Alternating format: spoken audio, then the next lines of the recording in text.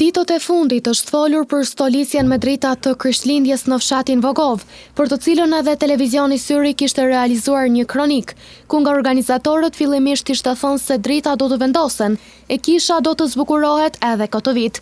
Mirë po dje disa banori kanë thënë mediumit ton se dritat nuk do të vendosen, për arsye se nuk ka rini dhe vullnet për këtë.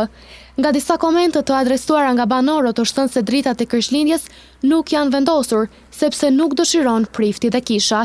Ne kemi kontaktuar persona kompetent në famullinë e Gjakovës, të cilët kanë thënë se ata kanë dëshirë që çdo vend të stoliset dhe të vendosen dritat e Krishtlindjes, dhe se vetë ata janë nxitës për këtë. Se i përket komenteve në rrjetet sociale se kisha nuk pas ka dëshirë për ndriçim, ata kanë deklaruar se këto janë akuza të ulta dhe se nuk dëshirojnë të merren me këto komente.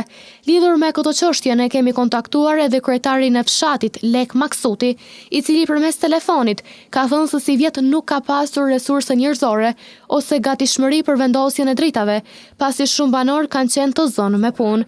Ai ka shtuar se vitin e ardhshëm Vogova do të vazhdojë traditën edhe më mirë, duke zbukuruar fshatin me më shumë drita e zbukurime tjera.